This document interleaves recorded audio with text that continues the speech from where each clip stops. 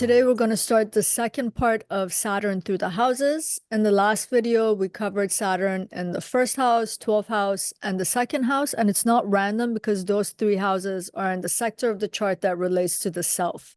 Now we're going to move to another sector, which is about the private aspect of life, more hidden, more internal, which is houses 3, 4, and 5. So we're going to cover Saturn in those houses. Hi, Jay. Hello. How are Happy you? Tuesday. Happy Tuesday to you. Mars's Day. This is Mars's sacrilege. Day. We're talking about Saturn on Mars's Day. Yeah. But yeah, you gotta cover Saturn. Gotta do the work, even on Mars's Day. And then when you say sectors, Yes, so we just did houses 12, 1, and 2. right. So is that the sector of the self? Yes. And then 3, 4, 5 is the private sector of the chart. 6, 7, and 8 is the sector related to others. And then 9, 10, and 11 is the public sector of the chart. So when you say private sector, you mean like behind closed doors, like your personal It's life and Yes, it's hidden. And then the fourth house represents midnight. The 10th house represents the noon hour. And where are we at midnight? We're usually home. It's dark. Things are hidden. So when we talk about the private sector, there are things that are not out in the public because the opposing sector is the public sector, right? So it's the domestic sphere, the home, our emotions, our internal space, interiority of the self. These all fall into the private sector of the chart. Yeah. okay. They're not on display. And that's sorry, it was 3, 4, 5, and 6. No, just 3, 4, and 5. Oh, and then the third segment is Related to others. So 6 okay. and Yeah. 8. Yeah. Okay, that makes sense. Yeah, because in the sixth house, how are we at service to others? Seventh house, how do we cooperate with others? Eighth house, how do we take from others? And then when we go to houses 9, 10, and 11, Yeah. now we're in the public sphere of life. Yeah. So in this case, when you said 1 erodes and 1 supports, Yes. that means fourth is in the mid. So basically the fifth is supporting the Yes. fourth and the third is going to erode the fourth. Yes. And I'm trying to think right now, because of that statement, do we start at the fourth house to then Well, that's what I was how wondering the because third house erodes and then fifth house supports? possibly because I think that's I think what we did last time. We Okay. started with the first Yeah. and then we showed how the second supported Yeah. and the 12th eroded. Yes. Okay, so let's start with the anchor points. It's more appropriate. The anchor points for the private sector of the chart is the fourth house, and the fourth house is considered below the ground. One of the things about the fourth house is called from the cradle to the grave. Once when we come to look at the fourth house more deeply, it represents our ancestors. So it is containing everything within itself, the past and the present type of a feel we get in the fourth house. As I said, it's the midnight hour, so it's representing darkness. There's a sense of coolness and coldness to the fourth house. It's a watery house, the sign of Cancer as the natural sign in the fourth house, so it makes it a watery house. This is also the sign where it's the sign of the moon. Again, we're talking about the water element, so we can see how the fourth house is also operationalizing emotions, internal desires, internal opinions. These kinds of internal happenings that we have are represented by the fourth house. Yeah, and the fourth house represents any kind of private sphere, like our home. You know, we take refuge in our home, we rest in our home. Our families are considered to be in the fourth house. And then another component of the fourth house is that it represents our happiness and our sense of devotion. If you think about it, the one place that we are most like ourselves, because we don't have to put on that front stage mask, we're on the backstage and we can be fully ourselves and have a sense of comfort. There's a sense of happiness, family, and that connection and that depth that is supposed to be in a family dynamic is one of the aspects of life that brings people the most amount of joy and happiness.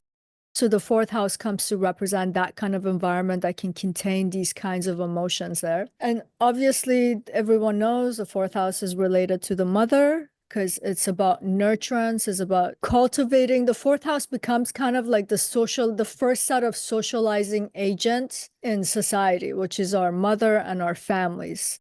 And it's all happening within the private sphere of life. And just as I was saying a second ago, it represents a roots, what's rooted because it's below the ground. So it's not the top of the tree, it's the bottom of the tree, the root beneath the ground. It represents our ancestor and our past. It has all of these kinds of meanings, the fourth house. But it's a very internal, private, hidden space. And our internal self, no one is at liberty to see what is within us. Like right now, you could read some stuff off of me because you're seeing me, but you have no idea what internally I feel like. That's represented by the fourth house.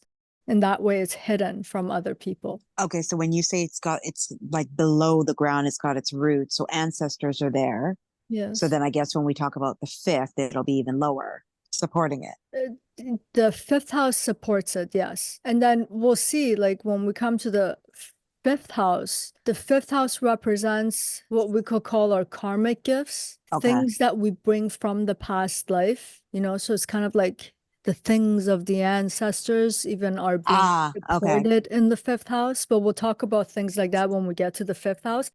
Okay. But they originate in the fourth house. Yeah, we can't undermine the concept of one of the most prominent things or features of being human, which is to have emotion and to feel love. It's all starting in the fourth house. We'll see how this is going to connect itself very much to the third house and the fifth house, but in different ways. But in the fourth house is the origination of it, is where it's growing and it's getting cultivated. We're being loved. It's how we love. It's happening within ourselves, right? It's taking root. Emotions are the way the external world takes root within us, is the roots within us that then allows us to express them externally, especially in the fifth house, as we'll see in a second. Yeah. No. And from a physical standpoint, is the fourth house also just your physical abode? No, the moon is the mind and the body, so the moon will represent that aspect. But the fourth house, in terms of a body part, is representing the chest area, your lungs. No. I actually meant your house. Like, would this also be like seen? your physical house. Yeah, or Yes, your yes. wherever It's your residing, home. or yeah, It's your home. Yes, wherever home is, you know, and that's saying wherever the heart is, that's where the home is at. So it's like heart, home, devotion, love, happiness, home. You can see all of these words that we use as cliche are actually have a lot of roots in astrology. It's kind of cool. Okay, so then if you have a difficult home, this is where you'd be looking at the fourth. Definitely. The moon, you'll be looking at the moon, you'll be looking at where Cancer is, you'll be looking at what's the condition of the fourth house. Okay.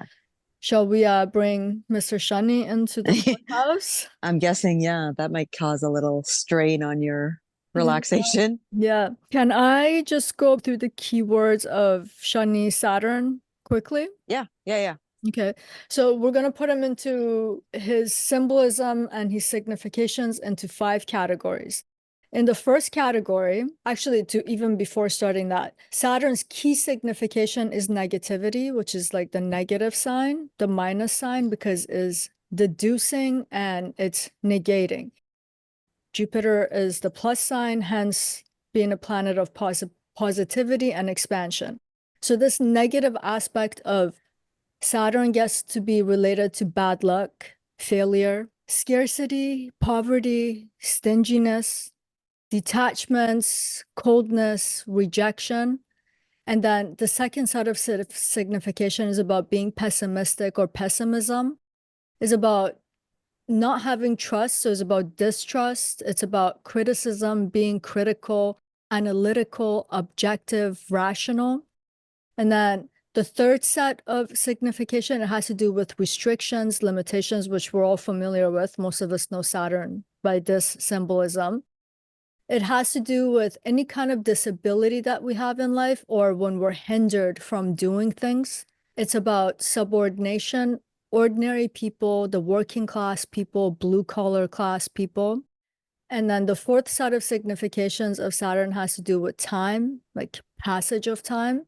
And it's also about endurance and stubbornness. So there's a sense of wanting to hold on. And then the last set of signification has to do with decay, illness, old age, and ultimately death. So these are the key symbols or significations for Saturn.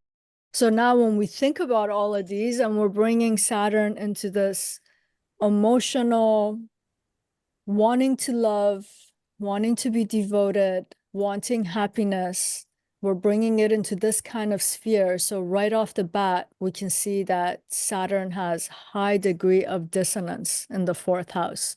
So it doesn't make the fourth house matters easy, right? It creates difficulties, Saturn in the fourth house.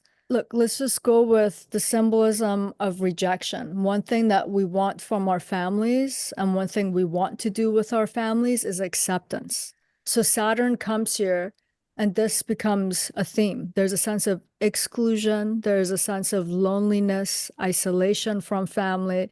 It's not uncommon to hear someone say, I feel like a complete alien in my family, or my family feels alien to me. I have no idea how I was born in this family. It doesn't allow it to connect those warm connections. Saturn is detached. It's criticizing. It's constantly critiquing here. So this is not how you want. You want support. You want love. You want warmth. Saturn's creating a lot of disconnect in the fourth house. Does that make sense? Yeah. Yeah. But I was gonna ask you, I guess this will also apply if Saturn has aspect like special aspects, right? So from the fourth, it would also be potentially be doing that to those aspects. What are the special aspects? 3, 7, and 10. Okay. So it's aspecting the sixth house. So just through this aspect, we can see a sense of sometimes a person having the feeling of subserviency within the family. It wouldn't be uncommon that someone who has Saturn in the fourth house, at some point, they become involved with family care, where they have to support other people within the family dynamic, or they're being supported by the family because of, let's say, some sort of a disability or what have you. So Saturn can bring these kinds of significations, and even with its special aspect, it's creating that kind of a dynamic or a tension. So yeah, to see family or to feel family as a kind of an enemy also becomes prominent, becoming indebted because of the family. So yeah, even from these house-to-house aspects, we can see Saturn's special aspects still putting some pressure on the person when it's on the fourth house. Doesn't make things easy, just makes someone feel limited and restricted and bounded, imprisoned. Like I'm in a state of servitude in this family dynamic. It can bring these kinds of feelings. And the fourth house also represents homeland. So it can be that someone wants to leave, but they're stuck and they have to endure this issue in their life. And does the fourth house get better over time or no? It's not a, it's a very soft house, right? In a sense of Yeah. like, because it has to do with our emotions. It can make someone thick-skinned over time, right? Mm-hmm. To just like Saturn has to do about distance and coldness, and sometimes the only way to deal with problematic people is to set very hard and harsh boundaries. And it sucks to do it within a family environment, but sometimes that's what you have to do to just maintain some sense of dignity or health. So Yeah. when you put Saturn here on the upside for the person who has Saturn, if they come from that kind of a family dynamic over time, that's definitely not a thumbs up. That was bad timing. But over time, they can learn that I need to set very strict boundaries. I need to become a little detached, a little cold, a little distant. So Saturn here can give the person those tools over time or build a thicker skin to be able to deal with negative emotions that are coming from this sphere of life. But it's still unpleasant because at the end of the day, everyone wants their fuzzy buzzy place to be the fourth house, family, Mm-hmm. you know?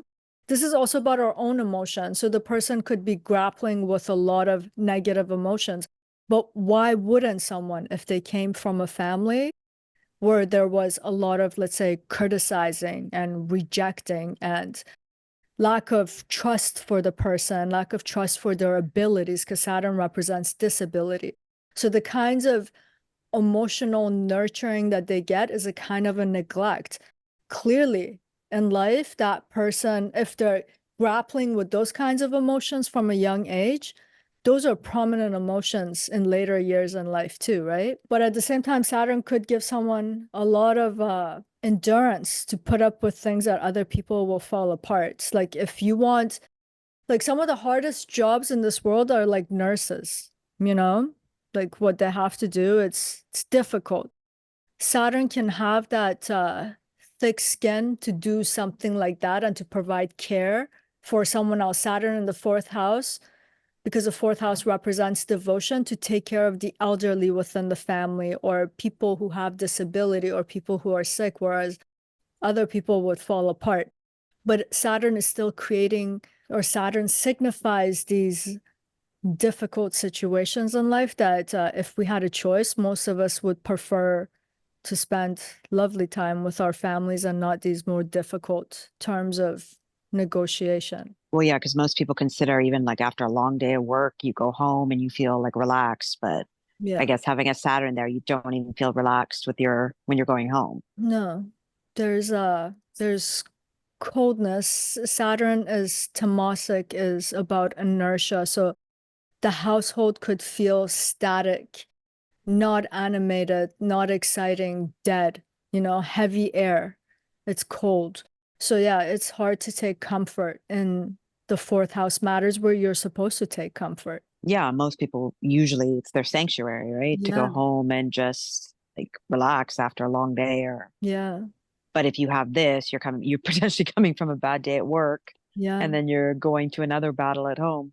yeah. Is it conflict though, like a Mars? No, Okay. I mean like Mars will be arguments. Saturn could the Saturnine dynamics could eventually bring forth the Mars to fight, but it starts from, let's say your family distrusts you. They are constantly criticizing you. They're always undermining you. They're always suppressing you somehow. Usually when this happens, especially when people are young, most people don't fight back. They shrink. So Yeah. because they can't trust themselves, and then they become passive aggressive in terms of how they deal with conflict, which is to nitpick, and they themselves can start criticizing. So it's not overt like Mars who comes out, swords out, and is like, let's go, you want to fight? Here is there's a covertness to the hardship and the way the person makes their comeback. That passive aggressive thing can be more Saturn's way of dealing with conflict than aggression and aggressiveness, like the way Mars would. Yeah, so like the person almost just checks out eventually. Yeah, they could check out, but we can't forget the fact that Mars is very, I mean, Saturn's very criticizing.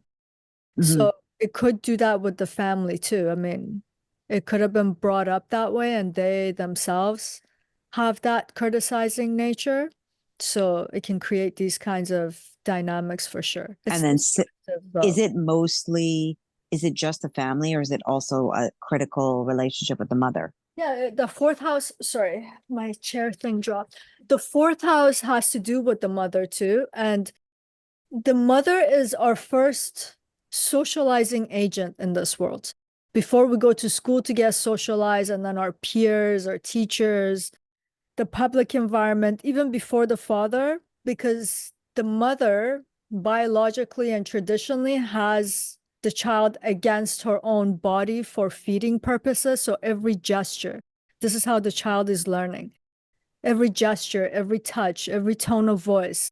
So its brain is starting to get wired based on how the mom is conditioning the baby, right? When you have Saturn, this could denote coldness, detachment, like postpartum depression, Hmm. where the mom's like, I don't want to have anything to do with this baby right now until that goes away and the connections reestablish. It's indicating those kinds of dynamics, and that settles inside of someone. The ability to connect on an emotional level with the mother, maybe later on, even as parents themselves, and in those private, intimate settings of life, connection becomes a difficult thing to do, something one has to learn.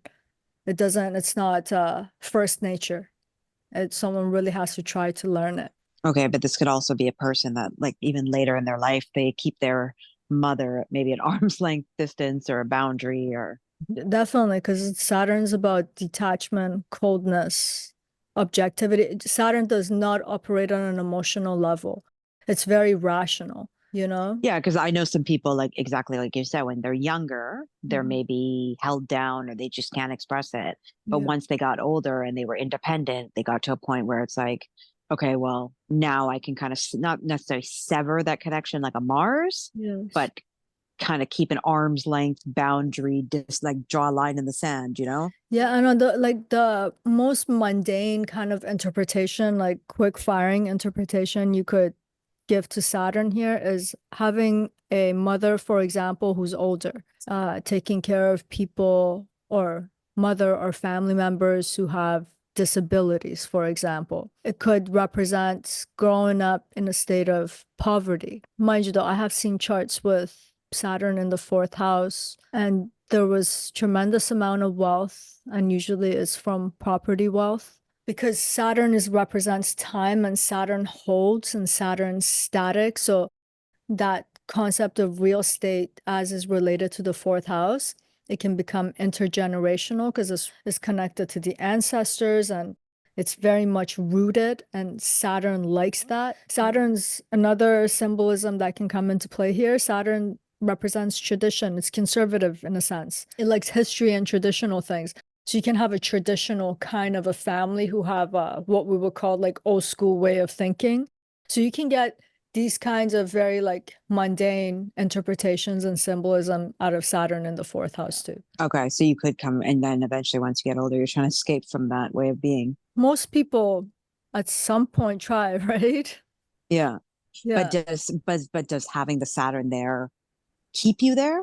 Or are you eventually able to kind of break free and kind of, like I said, keep an arm's length distance or something? I think you have to look at the rest of the chart too. If we just leave it to Saturn as raw interpretation, Saturn would love to keep you hostage as a prisoner in that environment for the rest of your life. But the question is, does the rest of the chart support that one day, for example, you will meet a partner who has enough patience with you, Saturn represents patience, to go through this emotional distance, distrust, disconnect that you have and nurture you in that way so that you learn how to love, for example. So if you see a signature like that, it's like that's an outlet, right? Do you Yeah. have a career being signified in your chart where you meet mentors who are encouraging, who give you the confidence? Because Saturn takes away our confidence. Saturn induces fear because of scarcity and the feelings of lack always in our lives. So do you go into an environment where suddenly you get that kind of a support? So it's like maybe the person's family problems will not in this lifetime be warm and fuzzy, but there could be other warm and fuzzy aspects of life in the chart where the person will tend to gravitate towards that later in life for security, safety, happiness, and joy, rather than where it's supposed to come from, which is the fourth house. Okay, so there could be other outlets, hopefully. Yeah. And then sometimes there isn't. And it's just this human being in this life is meant to build a thick skin and meant to understand these difficult situations, right? And learn how to negotiate with them. And from an ancestor connection, Yeah. what would this signify? Like I was telling you about the real estate aspect of it, for example, like Oh, okay. intergenerational wealth through like land ownership. And Saturn will keep it. Saturn is not going to be frivolous with, let's just sell it. Saturn will be like, let's keep it. Keeping the family name, like keeping the traditions of the family. This is our family tradition. So Saturn here can signify those kinds of things too. Um, like intergenerational trauma. Like we That. live in Canada and with the First Nations people, there's intergenerational trauma. So it's like Mhm. because of what has historically happened, because of that violation, generation after generation, individuals and collectives are still dealing with it. Do you know what I mean? They're still trying to overcome it. They're still trying to negotiate with it. And Saturn here could represent things like that, right? So mother was abused, family of origin was abused. There was alcoholism or there were violations of someone's inner sanctuary, you know? And then or to homelands, and then that gets transferred into the next generation. Like people who come from war-ridden countries, that trauma, even though their kids are not born in that situation, that sense of scarcity, fear, distrust, which is all Saturn in the fourth house, will get passed on to the kids because they'll project those onto it. So that is kind of like coming through the ancestors, right? Yeah, no, that's exactly. Yeah, 100%. You Because could I, like you said, with the Aboriginals are like, or like you said, even war-torn countries. yeah. I've heard a lot of friends, I mean, maybe even you, right? Like you move from a certain country and you might not even remember it, or you might be so young, but it's clearly affected you. Yeah, no, for sure. Yeah.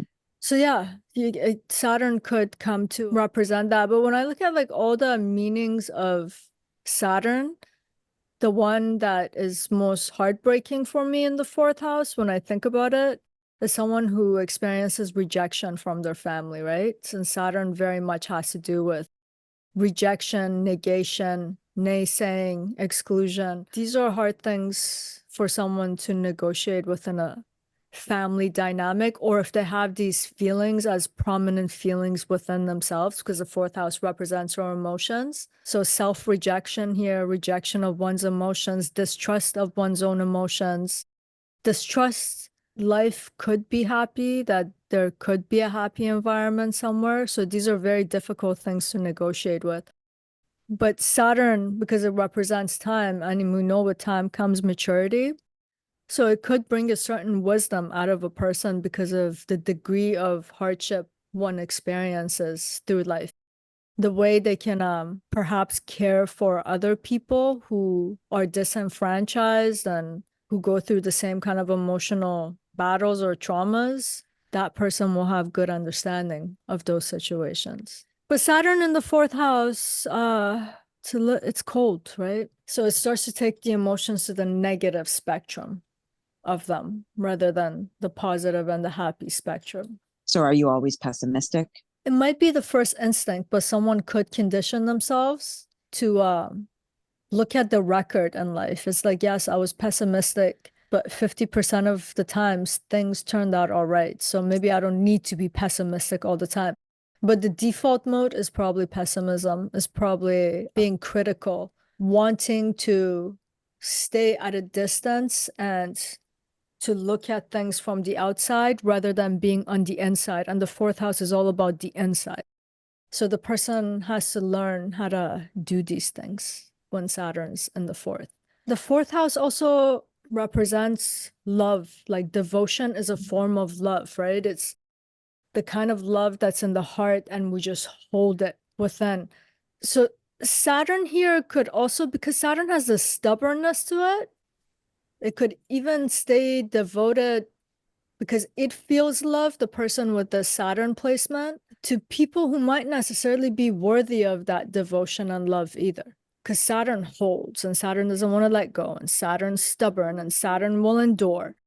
So it's like, you know what? Sometimes maybe you should draw some boundaries for these closest people to you just to remain sane. But within the person, they're like, but they're my family and I have to be devoted. So is it like a sense of duty? Yeah, it becomes a sense of duty, but it's still stemming from that place of devotion and love that's naturally in the fourth house too. Like you're loving people who are constantly rejecting you. You're loving people who are always creating hardship in your life, but you just feel obligated to but it's more than obligation because you love them and you just stubbornly devote it. Yeah.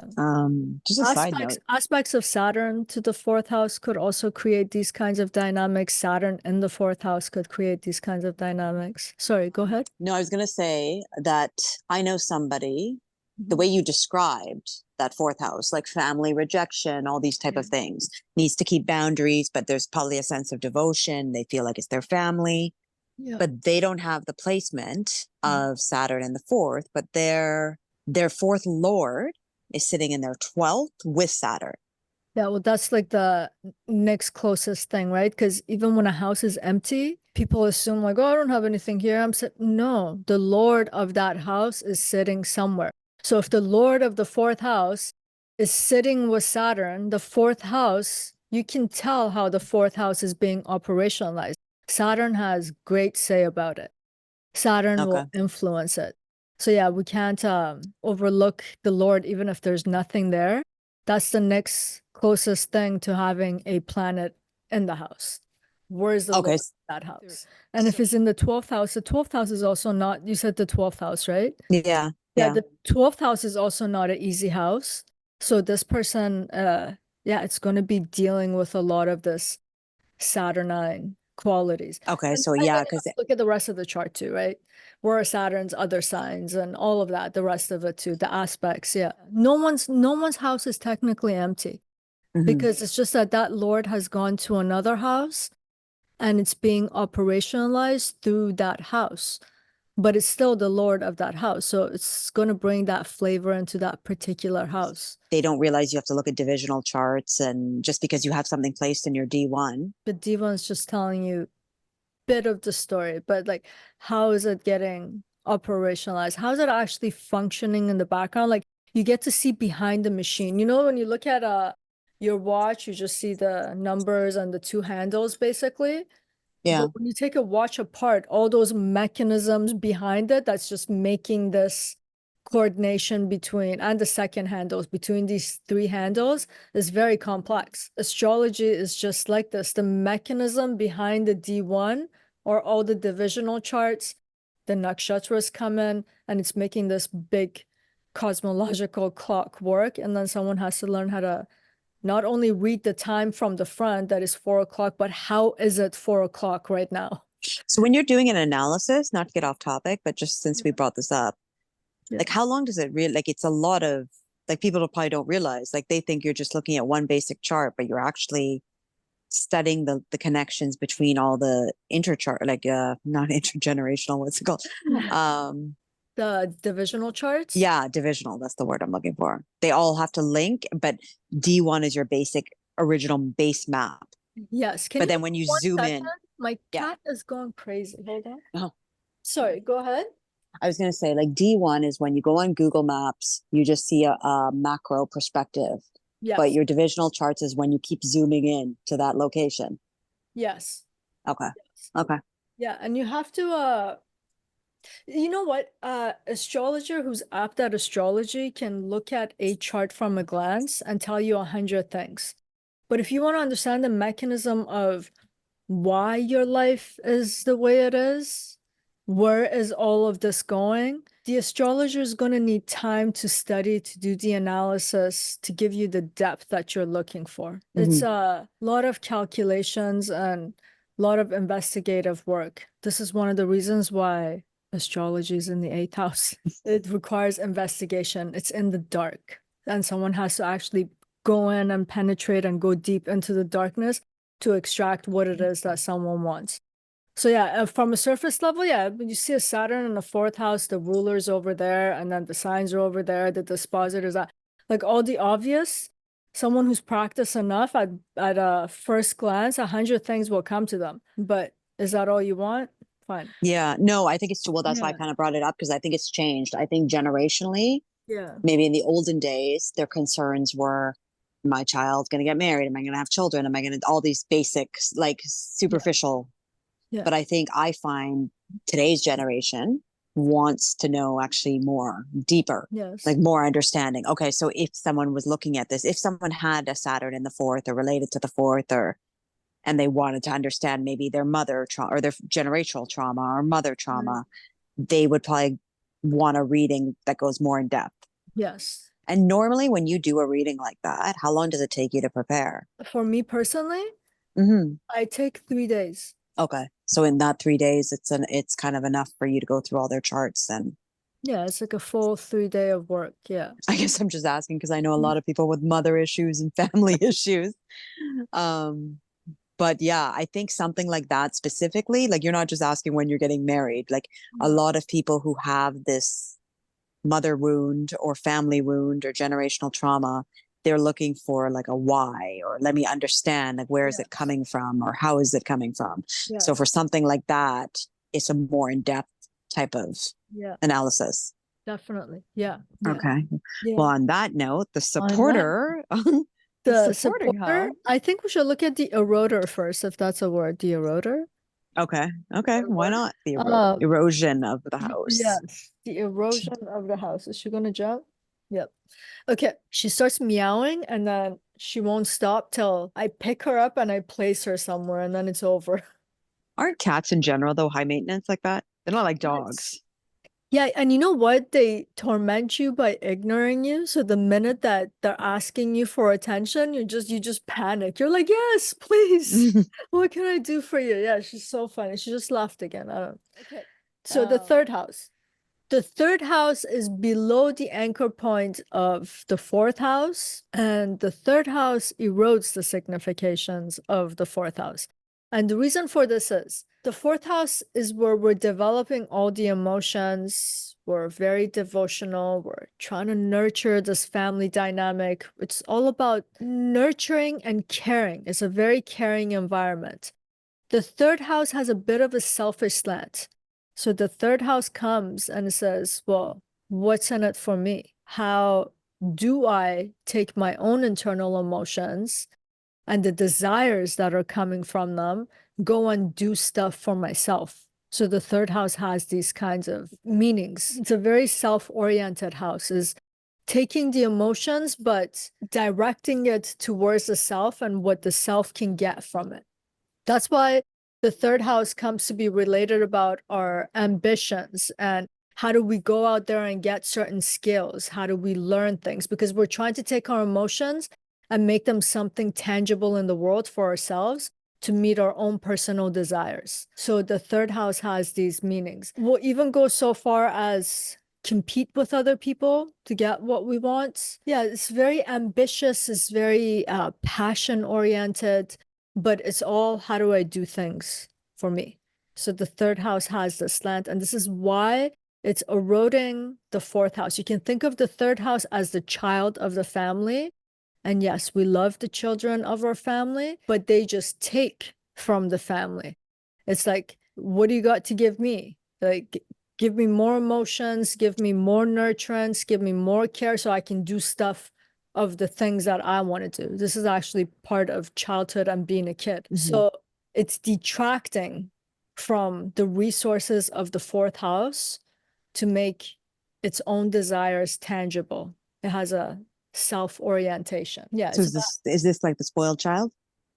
I mean, if we're gonna go through all the houses and give this a name, yeah, we could name it this. It could be, but it's just a process of childhood too, right? You take from the family in order to eventually become somebody, become something. And in the third house, the desire is very prominent to do this. So yeah, this is what the third house is. So it's taking from the fourth, from the anchor point for itself. And this is one of the reasons why it erodes it. Actually, let me Oh, I'm guessing Saturn's gonna really put a like a throw a wrench in that plan to take what you want. yeah, we'll get into that in a second, but can I just quickly go over the significations of the third house? Okay, so the third house can also be separated into maybe three sets of categories of significations. And the first one is related. The first category, we could say it's about ambitions, passion, having initiative, wanting to do things, go after things, being adventurous. It's about strength, courage, willpower, discipline. And if you remember when we were talking about Mars, Mars does gloriously in this house because the karka of Mars is just like Mars in a lot of ways. The second category that's in this house is related to sports, competitors, being competitive. It has to do with your siblings. We compete with our siblings. And the last set of categories that's here is about training, learning, gaining skills, getting to know the know-how of how to do something, which it is this process that brings about how we communicate, how we can speak, write, which are also significations of this house, which is reading and writing and speaking is about communicating oneself too. So it's that communication aspect of this house. So when you bring Saturn here, right off the bat, on the surface, Saturn has dissonance to this house. Do you feel it? Like adventure, Saturn and adventure. Saturn and passion. So there are some dissonances in this house with Saturn, but we have to keep some qualities of this house in the forefront of our mind. First of all, this house is a upachaya house, which means this is not an easy house. It actually requires work. No one learns how to talk when they come out of the womb. No one knows how to write. No one even knows what they're passionate about at the beginning of life. If you think about it, discipline is not something that's a given. You learn it. So everything that's in this house is not a given. It's something that you have to learn throughout your lifetime. Even though Saturn comes to have this dissonance to third house signification, Saturn represents time, endurance, and stubbornness. Like you want to be a good athlete, you want to have that competitive edge. Mars is great, but Mars is only good for one season. You need to do this for 10 years to go to the Olympics. When you have Saturn there, Saturn will grind. Saturn will show up time and time, like stubbornly show up. So, and with time, because this is a Upachaya house and it gets better with time, Saturn gives someone the endurance in the third house to rough out the rough conditions of the third house. And the third house is kind of rough. It's like competing, competitiveness, being combative, dealing with combative and competitive siblings. These things are not easy. So Saturn gives us the grit that we need in the third house to get better. And we'll stick it out. And with time, all these kinds of signification that comes with Saturn is good. Saturn has to do with, for example, analysis. This house has to do with communication and writing.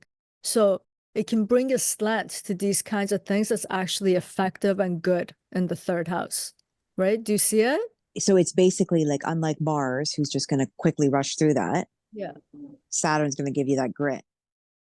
Let me give you an example of Saturn in the third house with communication. You might get a child in this life who's a late speaker, but just Okay. because they've taken 3.5 years to speak and to show now, to demonstrate that I've learned the language, it doesn't mean that they weren't hearing. It doesn't mean that they didn't have the desire to communicate, for example. So Saturn in the third house, sure, it can make a child a late speaker, but that analytical aspect of Saturn is being cultivated during that time where other kids cannot pay attention externally because they just want to express themselves, just like the third house, mine, me, I want, I am. The Saturn child in the third house is not doing that, but at the same time, it's observing the world because it's not able to do it. So it's actually getting that analytical wiring in its brain because Saturn's sitting there. So even though Okay. Saturn's bringing a hardship where this kid can't maybe connect with siblings and with peers, because the third house brings these kinds of peer friendships, but at the same time, it's endowing them with something that later in life, over time, it's something that other people can bust their behind and can't do it. But this observational aspect of them and the way they'll be able to speak methodically maybe is a little bit slower, but it's taking a lot into consideration. The Saturn represents maturity. It's this kind of the ability to listen in order to speak that gives someone a sense of maturity. So you get this kind of feel, but not speaking for 3.5 years or 4 years. It's representing a kind of a temporary disability or an abnormality, which are all significations of Saturn. But because this house gets better with time, these significations that are initially negative will actually have some sort of a positive and a lasting impact on the qualities that are represented by the third house. Imagine like you want, like as a kid, when kids want something, their first method of, I don't know, whatever it is that they need to employ to do this, to get what they want, is to have a temper tantrum, which is to actually use their voice and to communicate, and I want it and it's mine. A kid who can't do that, for example, or they can't fight for themselves against their siblings, it's like it's teaching them a kind of an endurance. It's the patience that has to come with that. Like if we put ourselves in the shoes of that child, they're experiencing some very, the restriction is difficult, but is giving them different sets of tools. So Saturn, And eventually they kind of work through it because it's a house that gets better with time. yeah. I'm telling you, like they're gaining the power of having an analytical mind, because if you can't express yourself, you're still watching, you're actually picking up more of the cues around you to understand how things work. So yeah, but it's still Saturn's bringing the difficulty, because you want to be able to speak, you want to be able to communicate. And then once when Saturn's communication style could be here like very scientific, how they pursue things could be very that way, being objective, for example, learning systematically and being rational about things. Yeah, so you can bring these kinds of meanings into the third house because of just the way Saturn is. Oh, so like the Big Bang Theory, the show. Yeah. Yeah, I'm thinking about the characters. Yeah. Like just Like and they're all Sheldon, competitive, right? Like all of them are like that actually. super competitive, but they got that analytical scientific method in thinking about and speaking about everything. Yeah. Yeah. Yeah, because I guess all the characters, even though they're all different, Yeah. but they're all analytic except for like minus Penny, Yeah. but the rest of the guys, they're all analytic. Like they're all like that. Maybe they're not as extreme as Sheldon, but yeah, and they are competitive. Yeah. And then Saturn in the third house and in the sixth house, like these are two houses that Mars also does really well in. But you bring Mars in the third house when it comes to that aspect of this house that has to do with like adventure, courage, strength, discipline, competitiveness. Mars brings kind of like a warrior quality, like I take my sword out and I take my knife out and I go at it and I fight. And the objective is to beat you as quickly and as fast as possible. Not Saturn. Saturn in the third and the sixth starts a war of attrition with you. So it's like, have you ever watched MMA? Yeah, well, not on a religious, I'm not into it, but yeah, I have. When they get someone on a Headlock or whatever. right? Yeah. You're just squeezing them and you're holding them, even if it takes a whole 5-minute round to just suck the life out of them till they tap out. Saturn in the third and the sixth has the ability to do this. So when it comes to that competitive, like willpower, strength, and courage, Saturn here is literally employing a war of attrition. It just will exhaust his competitor of all of its resources until they tap out. Whereas Mars is like, I'm gonna beat your ass. Like right now, right here, under 30 seconds. Saturn's like, I don't care if this takes 30 years. Like, you want to compete with me? I will take everything you have. And then I'll even take the last bit of your dignity, you know? So Saturn in the third house can compete like this. Same with the sixth house.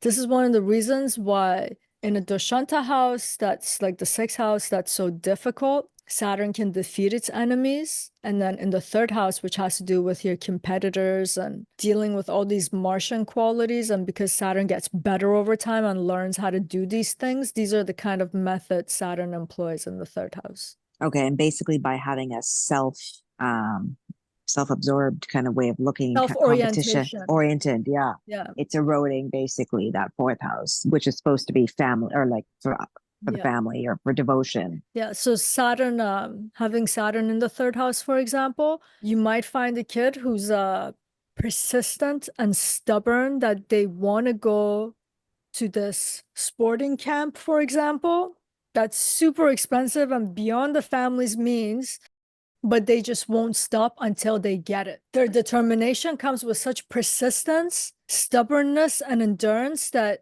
eventually, because this house represents time over time, eventually they will get what they want. Because they wear the parent out, probably Yeah. exhaust them of all. Yeah. Yeah. So while in the fourth house, the family might be acting coldly towards us because of certain kinds of neglects, in the third house, the child, the siblings, those kinds of family member could start employing those kind of methodologies on the family to get what they want. So they're eroding the warmth and the connectivity and everything that's in the fourth house to get what they want in a Saturnine kind of way. No, I mean that makes sense. But at a first glance, it's like, what? Saturn in the third is horrible. Like, what do you mean? But yeah, like the discipline aspect of it. Mars has a Martian discipline quality. Like a military Yeah, the Saturn discipline in the third house is about negation, not doing. Like the discipline of Mars is we get up at 5 and we do more before 9 a.m. than most people do by 5 p.m. and just it's about doing, like that military Yeah. slogan. But Saturn is like I'm gonna fast for 3 days. You know those people who do those weird fasts for like 3, 4 days? They don't eat anything. They barely have any water. Yeah. This is the kind of thing Saturn will do in the third I house. do. I know someone who does that actually. You do? Yeah, I do too. I think it's the same person. I think it's the same person, yeah. Yeah. But that's a topic for another day. But so it's like wrestlers who have to basically dehydrate, diet themselves and wear garbage bag and go running and Oh, so they even don't like I have a eat. friend, she's a boxer or was boxer. Yes. Yeah. She'd Yeah. have to like sweat off her weight or It's about negation, is that kind of a discipline, I'm gonna fast, I'm gonna do severe diets and I gotta cut weight and yeah. Mars is the training aspect of it. Saturn's discipline here is that I'm not gonna do it because that's what needs to be done in order for me to make this emotion and this desire that I have something tangible in the world. So it's by limiting things. The discipline of Saturn is through limitation, like yeah, like renunciation. exactly like you said, like I want to lose weight. I'm just gonna not eat for a week. Yeah, and I mean, Saturn's good at holding out. So well, that's what I was gonna say because I was gonna say I'm sure a lot of us have experienced trying to do that, but not been able to hold out. no, like imagine Where, having a Venus there trying to do this. but yeah, I do know people who I know like most regular people try to fast, try to lose weight, but they can't hold out Yeah. the way I guess a Saturn in the third house can hold out. Yeah, wars of attrition and renunciate and negation. Like, no, I'm not gonna. Yeah, they're very good at doing that. And then they have the endurance to do it, the grit, Yeah, which clearly shows how they're basically eroding that fourth house.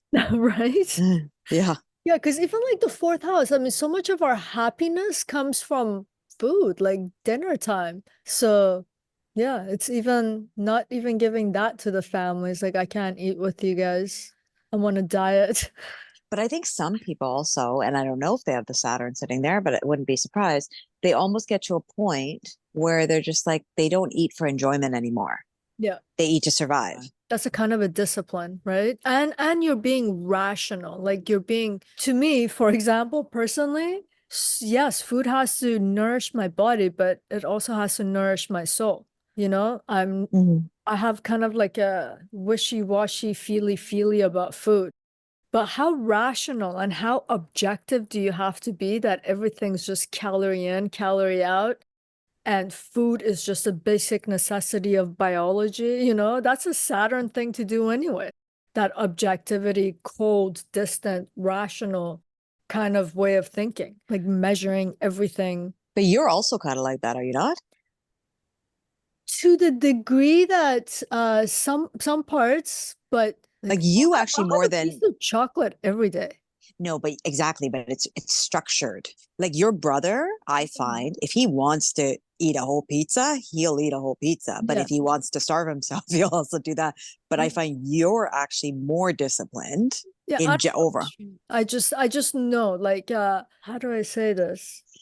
Yeah, I guess it's structured. There are certain foods like onion and garlic I'll never touch. Oh, interesting. Really? Yeah, Like but a vampire? I think, yeah, it's something like that. I don't even know. It's just like my repulsion towards it. Raw onion and garlic in any form, on any level. Can't do it.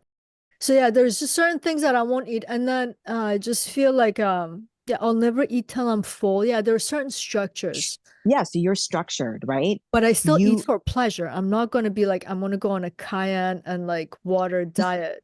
I can't do that. I Yeah. mean, isn't that also like working out? Like if you're doing like a wall squat or like a sit squat, what do they call them against the wall? Like your squat, like The you're horse sitting. the horse squats against the wall. Yeah, I don't know. Is that what it's called? Yeah. Yeah, and then you start shaking. Like you could do Yeah. another. It's more just you're trying to see how long you can hold it. Like your competition is yourself in a way or your Yourself. mind. Mm. Yeah, Mars, I was saying in the Mars videos, people don't think Mars as a relational planet, but Mars gets great amount of determination against other people. So when they're in that competitive arena, how long can I hold the pose in relation to that person so I can beat them? But Saturn could do it alone and solitary without anyone there and without needing the incentive of the opposition or the competitor to do it. So they'll do it by themselves, for themselves, against themselves. Okay. Okay. Yeah. Yeah. And I guess when it comes to the home, they're doing it for themselves and they're gonna hold out until the other person just breaks. Yeah. That's why it's called it a war of attrition. That's what Saturn Yeah. will hold that person till they suffocate from air, resources, everything, till they get what they want. Yeah. Oh, wow. But Well, I good thing I don't have Saturn in the third house. yeah, but Saturn can also, because of its practical nature, can also know the art of pace in the third house with learning stuff. And so they'll know how to preserve their energy, whereas Mars will go gung ho, like on the first set, on the first round, and get winded. Saturn has a practical nature. So Saturn's looking at the long term. So it's like, how do I distribute this energy for the next 60 days? Whereas Mars is like, what can I do in 1 hour that a person does in 60 days and then they can get burnt out? So these are the differences between how Saturn and Mars operate in the third house or in general. Like when you have Saturn and Mars conjunct, this is one of the problems. There's one part of the person that not yet. Mars is like, now we do now as much as possible explosively. So their energies are clashing. One's like this, the other one's trying to like, when kids hold each other by the shirt or by the hair, it's like Yeah. one's pulling, one pushing, it just like doesn't go anywhere. It creates that kind of that's a difference between them. And when they come into the third house, Mars is very explosive, Saturn becomes very enduring and can just hold it for a long time. And since this house, I was saying, is a Upachaya house, it takes time. With time, it becomes better and stronger. Saturn's beneficial here. All the qualities get stronger with time. Yeah. Okay, so it could have some good qualities in there. Beneficial. Yeah, I mean, I said initially it seems like, whoa, not here. Saturn's not going to do well, but Saturn actually does well here over time. Okay. So, shall we move to the fifth house? Yeah, so the foundation or The fifth house is holding the significations of the fourth house and it's supporting the fourth house matters. So, as we saw, the third house has to do, how do I make my emotions tangible for me? It had that self-orientation of for me. The yeah. fifth house has the orientation of how do I express myself to others? And the reason why the fifth house is doing this is to establish connection with others. So it's expanding this realm of emotions for the fourth house.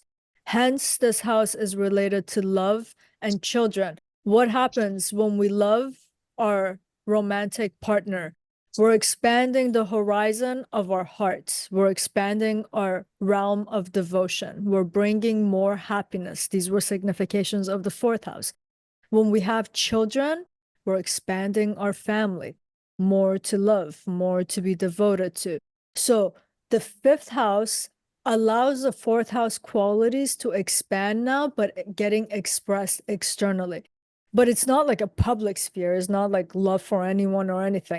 It's literally your person. It's your children. So this is why the fifth house supports the fourth house, that anchor point, unlike the third house, where it's like, what can you give me so I can do for myself? The fifth house is like, well, how do we take this fourth house matter and expand our horizon of love? The fifth house is a very love related house. It's about expression of love. It's a house of expression in general. Hence, it has to do also with creativity. Creativity is a kind of an expression. And I've said this in other videos.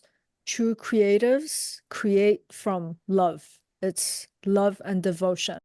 So again, the fourth house, the emotions develop for it, and the fifth house, the expression for that develops. And people who have planets in the third, fourth, and fifth are some of the most creative people. Because people always want to look at, oh, where's my Venus and all the creative factors of the chart I hope is in the public sector of the chart. Sure, you'll get known for it.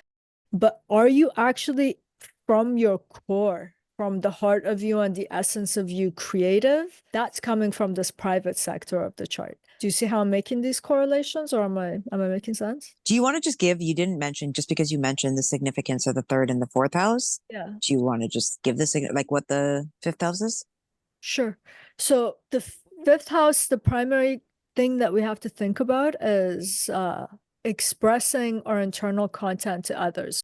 So the fifth house comes to be related to any kind of expression, externalizing our expression is about creativity, love, children, intelligence, comprehension, and scholarly kind of like communication. In the third house, you saw you're getting the skills. Here, you're doing scholarly work. It's expressing that knowledge, that comprehension. So that's what the primary significations of the fifth house are about. Okay. So Yeah. then based on that, in the fourth house, it's basically through those skills, it's supporting the fourth house. Yeah, because I was just explaining like how it's expanding that internal realm of the self that's getting developed and being cultivated in the fourth house, how it's able to expand that because now it's able to connect it to others by expressing it and externalizing it.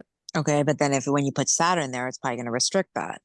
Yeah, Saturn comes in here. Saturn in this house creates a little bit of problem. There's dissonance here for sure. It's nothing like the third house. Again, going back to Saturn being cold, detached, distant. This house is actually trying to establish, like, imagine a romantic partner, for example. This house has to do with love in terms of like romantic connection with another person. This is a house where you're supposed to hug someone, be very close to them, be very warm and inviting, and tell them, I love you. Saturn doesn't want to do that. Saturn is not about intimacy. Saturn has coldness to it. It's detached. So Saturn has a very hard time establishing or expressing itself in these kinds of ways. You know, Saturn's love language here is, you know, when little boys are super young and they go up to a girl and it's like, ew, you have a cooties. Your Yeah. hair is so ew, like criticizing, but they're showing affection. Some men do that too. That's not good. Imagine growing up and you have cooties. Oh. But yeah, yeah, so Saturn, when it comes to the love aspect of things, has a hard time expressing. We need to express our love to children, right? So again, that rejecting, distrusting, all those aspects of Saturn starts to show up here with the children too. So it doesn't create that it doesn't allow the fourth house to expand itself and to offer itself, to express itself. Saturn hinders these kinds of significations. So far as creativity goes, I would give the slant of scientific innovation to Saturn in the fifth house. So Saturn would like to do the kind of drawing, let's say, I don't know, let's say we have Moon or Venus here. They might like to draw like Picasso, kind of abstract and from the heart and just let it flow. You get Saturn here, they want to do real life portraits. There's that practicality of Saturn comes in, for example. This house also has to do with intelligence and comprehension, and Saturn is very intelligent because of his rational, objective way of thinking. Now we're talking and scholarly work, we're talking about like academics, and we're talking about scientific inquiry and scientific knowledge, understanding like chemistry and things of this nature. It comes to have that objective slant to it. It's not going to be feely about things. It's not going to be intuitive about things. It's very methodical. It's that kind of a slant to Saturn in the fifth. But even with an artistic ability, it doesn't actually remove that art. No, It's just a way of, okay. just gives it a Saturn slant. It doesn't remove children, but it gives someone might have children late in life because Saturn represents time and Saturn represents old age. So you might have children in your 40s, for example, in your 30s. So it's just representing the lateness of it that's related to time. So Saturn can come to indicate these kinds of things. You might find your heart partner, your romantic partner that resonates with you later in life. It can represent these kinds of things too. Yeah. Okay. And once again, for all of these, if the house is empty, you would look at your ruler The and ruler, see if yeah. Saturn. Yeah. Yeah. And then another thing Saturn could do on the positive side, because Saturn's representing hard work and endurance. You could also find people here with partners who require endurance. Like some people are easy in a sense, like they're easy to love. Some people are freaking lot of work to love. They make it very difficult to love them. So this might not be the person who has Saturn in their fifth house. This could be someone that they're also dealing with too, you know? It's like hard to express love, hard to be intimate. Their love language is a little bit colder. The person could have these qualities too, but I'm just saying like, but Saturn will make the person enduring. Or maybe the romantic partner's enduring towards them. It's like, man, it's a good thing I love you. Otherwise, I would have bounced a long time ago. I'm like devoted to you. I'm here, you know, stubbornly holding on. So you So are could they doing that just to prove, like, prove to me that you really love me? no, because it's an expansion of the fourth house. So that sense of devotion is there. So it's not like prove it to me, but it's just they themselves are this way, or they're with a person who makes it difficult because they're distant, they're cold, they're detached. But people fall in love with whoever they fall in love with. Sometimes we fall in love with people who are difficult. You know, sometimes we're difficult people to love. So Saturn can indicate these kinds of things in the chart. And then Saturn represents disabilities. This is a house of children. So this could speak to that too. The hardship of the child, having certain kinds of hardship with the child. Again, don't jump to conclusion. You have to look at the whole chart. We're talking about stereotype interpretations. Saturn represents, for example, bad luck. Someone might feel like, man, I really have bad luck with romantic partners. Like, what the hell is this? You know, Saturn's not sexual. This house is all about romancing someone. So you can get that kind of a signification. So as we can see, Saturn doesn't bring that loving, warm quality that's supposed to come out of the fourth house and express and extend itself in the fifth house. Saturn's hindering these qualities in the fifth house. Okay, so it's not giving the proper support then. It's not a house of support, but expression. The expression of Saturn here is cold, detached, distant. It could be criticizing, it could be distrusting. What do they call it? They call it attachment styles in love. Yeah, yeah. Yeah, Saturn's attachment style could be about anxiety and distrust here. So it's hard to Okay. connect with such a person. You Yeah. know? Like no matter what I do, I feel like I can't get close to this person. I always feel like there's a wall between me and this person. So it creates these kinds of feelings. But it could also be the partner feeling that about you. Yeah, it could be. Look at where the ruler is, for example, right?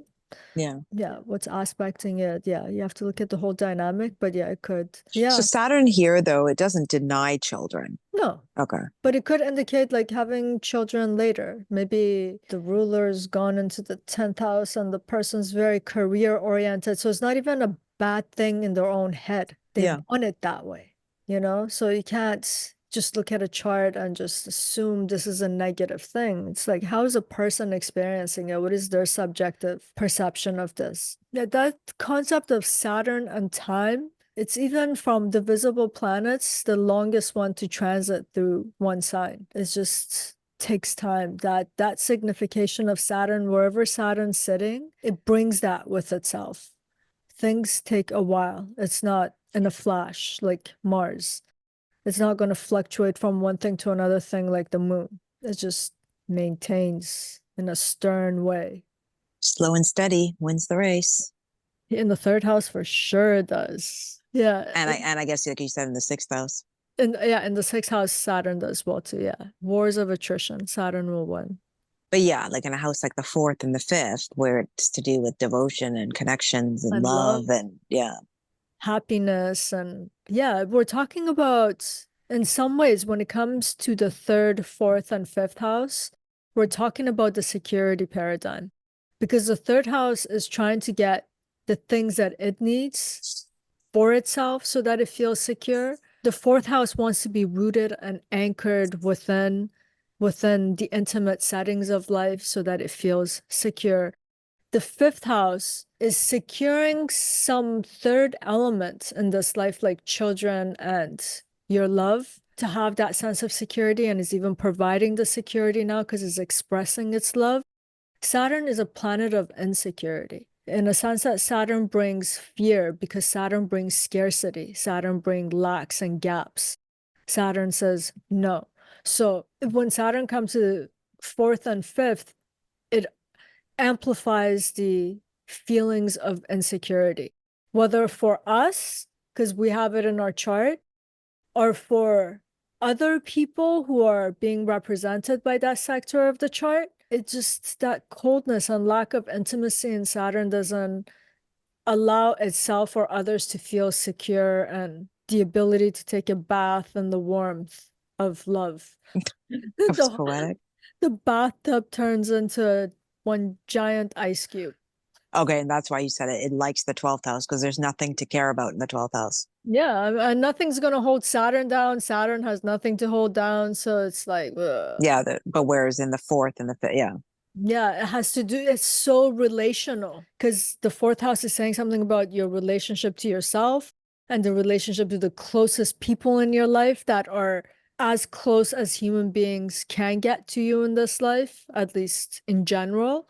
And the fifth house is your lover and is your children are coming from that house. Yeah, so it's involving a lot of close, intimate relationships. And Saturn's not about intimacy or closeness or warmth. But I guess as a parent, then you're going to be more of a regiment, like Restricted yeah. parents who sets limits and boundaries and restrictions and rules. Yeah, So yeah. maybe even a little overprotective or sheltering. I guess all of those things could create a situation of sheltering or being sheltered, but that's not the objective of Saturn. Saturn is just like you got to do things in a practical way and you got to work hard, you know. Sometimes your kid wants to skip school. I remember one Yeah. of my fondest memories in life till today is Skipping school. it was kind of a skipping school situation. Yeah. I was in grade 3. It was a snowy day, but they didn't do the school closures. Yeah. And I go to my mom, I'm like, I really want to be home and just want to like go under the blanket by the heater and just eat. And I don't know why. She's like, okay, let's do that. Oh, okay. Right? And I was like, Yeah. what? It's like this is so unlike my mother, by the way. But this one day her heart was melting. There must have been a transit of some sort. And still till today, this is one of the fondest memories. But a Saturn mom would never give in to that, for example, and as an archetype of a Saturn parent to a child in the fifth house. It's like, no, today is Tuesday. The schools are not closed. We can do that after you come back from school, for example. I have a strict schedule. I have to be at work. I don't have time for this. Put on your clothes. We're leaving. Yeah. Yeah. There's Okay. rules and there's practical ways of being, you know, and the child was just rejected basically of their emotions and Saturn rejects, you know, so it's just like you can see it can play itself out not in a harsh way, in a way like it's abusive and but it's just not giving certain qualities, you know, and is that a bad thing in the long spectrum of life that you didn't miss a school day? I don't know. It's good memories, right? Yeah.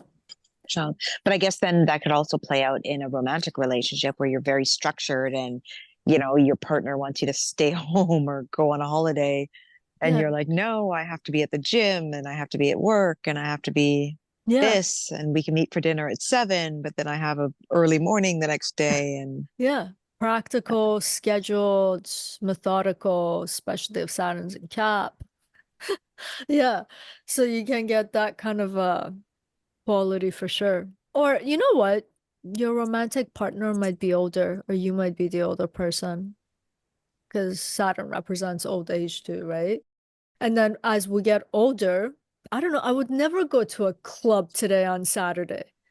yeah, yes. It's funny to me now at this stage of life. So it's like it could be someone who's in a partnership where they want to go club and get drunk, and the person's like, "Are you kidding me? We have responsibilities. Like, there's no way." I'm like, I wouldn't do it. I'd be a Saturnine person today in my life, you Oh, know? have you never been to a club like in your recent, no? In my recent, no, it's been like life? 20 years. Oh wow. I was No, I never into it to begin oh with. okay. So that was like a problem from so I guess I was like Saturnine in that way from the get-go. But today, if I'm with someone who's like, "Come Oh on, yeah, not babe, on a let's regular go to a pub and let's go get drunk and club," I'm no, like, not on a regular, but like the yeah. odd, I don't know. Like even Oh, with just like yeah. your friends, like it's someone's birthday and Yeah, I you end mean, up going for dinner and then they end up having drinks. They're like, oh, let's go to a club. if it means the world to them, I'll do it. I don't have Saturn in that place. In fact, I have like a very playful thing over there, but I'm just saying it's a Saturnine quality to if someone has a isn't a like they have a romantic partner and they want to go do that, and then Saturn's like, No." And then Saturn could be practical, so practical that, like that whole thing of like romantic dinners and things like that. Yeah, there's probably none of that. Or, I mean, like they serve like yesterday's leftover because they're being practical, right? They just put it in a nice dish, and the person's like, this is not romantic. This is what we had last night. So I guess there's no flowers, no courting.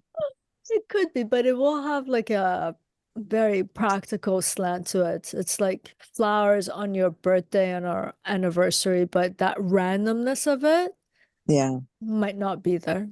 It does bring certain restrictions and limitations to things. But to me, Saturn in the fifth is not nearly as difficult as Saturn in the fourth. Yeah, because like you said, there's a lot of generational trauma. There could be like Childhood, like, yeah. yeah.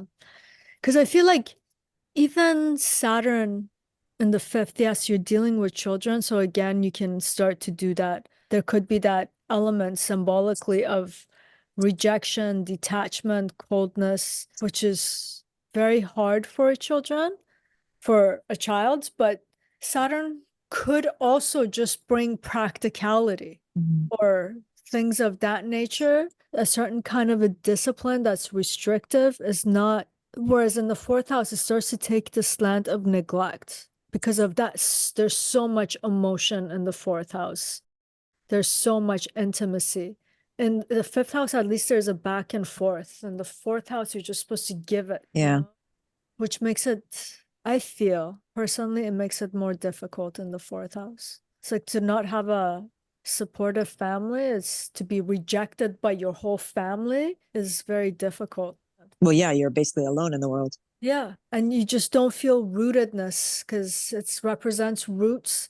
Because even if your romantic partner is glitchy, or even if your children are driving you mental, at least it's nice to have some brothers and sisters and family members to go and vent. Imagine you don't have that with anything, unless so you don't have roots, you don't have anchors that where they can intimately hold you is very difficult. Well, yeah, you don't even feel like you're actually like connected or a part of the family. Yeah. It's like having Saturn in the fourth related to the fourth. Like you'll never see your parents be affectionate. That affects a child. A family dynamic that's like that, the person grows up to when they are in intimate situations themselves, it feels like vulnerability But to yeah, it's kind of crazy how you learn I mean, you're obviously, like you said, the fourth house, your mother, you learn how to behave and how to emotionally like react in the world through that. yeah. So if We your learn mother it is, from our family. Yeah. well, and especially like you said, the first person is Especially them. mother, nurturing, right? So if you don't get that from your mother, you're kind of awkward in the world of, You distrust the world, that Saturn quality. Yeah. It's hard to get. So much of intimacy is about trust. You trust the person to be vulnerable with them. But if you're not taught this, you're either overwhelmed by emotions or we just don't know how to be. Like how to be vulnerable, how to be intimate, and how to trust. Yeah, these are the things we learn in our very, very, very early years in life from family, and specifically the person who's nourishing and nurturing us, which is usually the mother, because of the way we're biologically connected to the mother for this reason. A Yeah. lot of people wonder why they also attract relationships that they probably know are not good for them Mhm. or are not sustainable. Like it's not even worth fighting for. And I guess your connection with the fourth house is they never got, if you have Saturn in the fourth, you never got that nurturing in the fourth to be able to have like express that in the fifth Definitely. Yeah. with a partner. Yeah. Yeah. Because you had to learn intimacy and trust. And if you didn't get it, you can't trust those feelings in someone else. There's a sense of like, I need to keep my distance. So yeah, even our choices, like you said, can become strange in the sense of we choose people that we know we can't trust because we know subconsciously we don't have to establish long-term establish like a connection with them. It's like this is what sabotage is, but it's subconscious. No one's wanting to do this consciously, but it roots from the fourth house matters. Yeah. So you, like you said, you don't have those roots Yeah. to like express or Yeah. I mean, like you said, I think probably you're right. People with that fourth house Saturn connection Yeah. is probably, it's the hardest because it affects so many things. Like you said, it's seeping into the fifth, which is your children, your love life. Yeah. It's your whole upbringing. Yeah, and you know, when you put the natural zodiac of Cancer in the fourth house, which is fourth house about devotion, Jupiter's exalted. Jupiter has to do about trust. Trust and devotion very much go in hand, right? I mean, Yeah. if you are devoted to a god, you trust. You trust with your heart.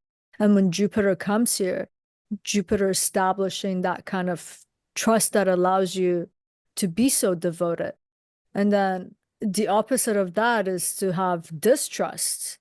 It's hard to be devoted to something that you don't trust. And that's its root is coming out of that signification, is coming out of the fourth house with Saturn there. So now it's going to seep into the fifth. It creates these kinds of very complex dynamics that later on in life we need therapists. Yeah. Yeah.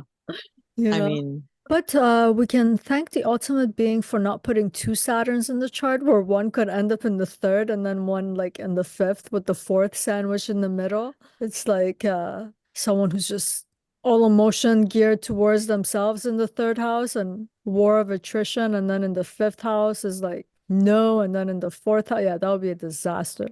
So there's only one Saturn on the upside. yeah. Yeah. Basically, like if you have this kind of issue, like a lot of people who have maybe Saturn in the fourth house, they're probably the black sheep, I'm guessing, of the family. So they're like isolated and they're segregated. Could it also actually mean like a parent, like the mother in this case, could have even an envy, jealous, or competition with the child?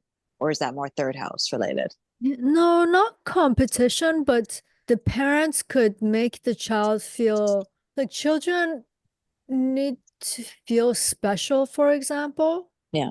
the context of the fourth and the fifth house. Saturn could make the child feel very ordinary, like there's nothing special about you.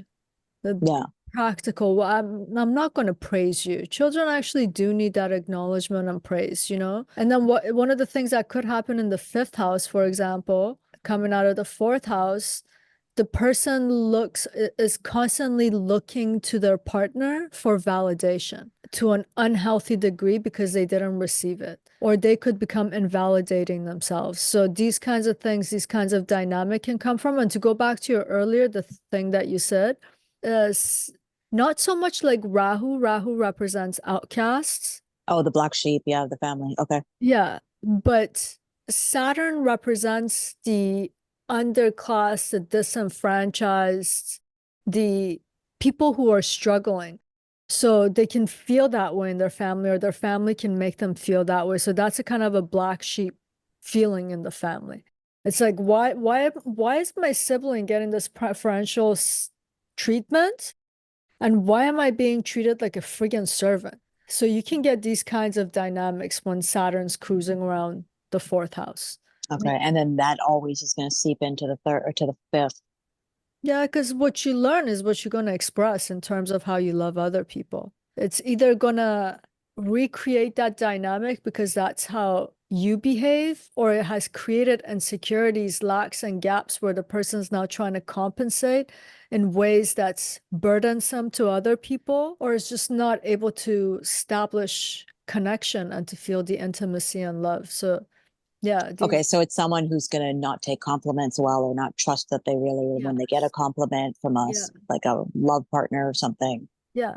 they're gonna be like, oh no, he doesn't really mean it, Yeah. or she doesn't really mean it. Like you see this in movies, like one partner does some great, beautiful gesture, and just as a comedy part of it, the other person's like, yeah, what are you trying to get out of it? Yeah, yeah. This trust. This is not the way you connect in that moment. Like, what is the other person trying to get out of it? Saturn doesn't trust here, so it could create these kinds of very complex, harsh dynamics, like for example in the fifth. But again, like with all videos that we've been talking about, Saturn represents time. With time comes maturity and know-how. So, and Saturn's enduring. So the hope is always that we all learn something in time. And if someone has this placement, that's something to be learned over time, and how to set good boundaries. And we always think of setting good boundaries with other people. Sometimes we have to set boundaries with our own negative emotions. Like, for example, for myself, when I think about emotions, sometimes they just come rushing in, negative emotions. And in that moment, it's like, catch it, shelf it, come back to it after when you finish this thing, and then go through it and feel it. That's something that when Saturn's related to the fourth house, to the sign of Cancer, to the moon, this is the kind of maturity the person has to learn. Like, negative emotions become a prominent thing. So the person has to become mature enough to set some boundaries with themselves too. Set some limitations with themselves. Don't deny, don't repress and oppress, because those are other qualities of Saturn. But to just restrict it for the moment, to set some limitations for the moment, to put some boundaries with oneself becomes a very important thing. And Saturn can teach that, because that's what Saturn's about ultimately, right? Yeah. Wow. That Yeah. was a Saturn. um, It's going to get better when we get to Saturn, to the next sector of the chart. It does really well in the sixth, which is the sector about the other. In the seventh, Saturn has a lot of beneficial qualities, and it also does in the eighth. So the hardest part of the chart, we just went through it, which was fourth and fifth. We saw a third that okay too. Yeah, and in the first sector that we did about the self, we saw that Saturn has a hard time in the second house. So wherever there's this thing about intimacy, connection, support, which is like the second, fifth, and fourth, Saturn struggles a bit, but it's going to get a bit easier. as it goes through. Yeah. Well, I guess, like you said, also in the fourth house, with maturity, time, you learn how to work with it. Yeah. Two things can happen when people are with insensitive families. One is that they themselves can become insensitive, or they can become extremely sensitive towards things. With time, one who has been desensitized can learn how to, at least, because it's logic, it's rational, and it's the right thing to do, is a practical thing to do, to feel. So one can, let's say, see a therapist and work through it so that they can establish those emotional connections again. And then someone who's very sensitive, Saturn will eventually give one a thick skin to be able to deal with things too. With Saturn, time is our friend when it comes to Saturn. Time, I was saying it in the last video, time and endurance are the two significations of Saturn. That's the cure for Saturn, for all of its other significations that brings hardship. And with endurance of Saturn comes longevity. So it means that a person will outlast. So, but we need to go through the process. Okay, well, And that's it for this sector of the charts. that was a little heavier, but Yeah. yeah. Yeah. I mean, like you said, time and endurance, right? So, Yeah. and so next one, we are moving on to others. Yes, 6, 7, and 8. And Okay, should we wrap it up? sounds good. Sounds good. So that was our video for today. We'll be back with the next episode going through the sector of the chart related to others. Thank you for the conversation today. Had Yeah, a blast talking about this depressing topic. I know. Starting in the third was good. Yeah. But I Yeah. guess, like you said, with time, with endurance, you learn how to work with it. Yeah. So things get better if you learn how to work with it. Yeah, and you know what? There's other parts of the chart too. Let's not forget that. So there could be a lot of other factors in the chart that brings a person joy and a sense of goodness and greatness. And for someone, this sector might be very lively and well, and then other sectors of the chart might be indicating difficulty. I still till today have not met one person who has all their things together in every sphere of life from birth to death. So that's Yeah. just the nature of being human. Something is going to be difficult in life, and we're going to wrestle and grapple with it. And Saturn's good at grappling for a long time, so maybe we can come out victorious. Yes. Yes. Okay. Okay. And that's it for today. Much love. Till next time.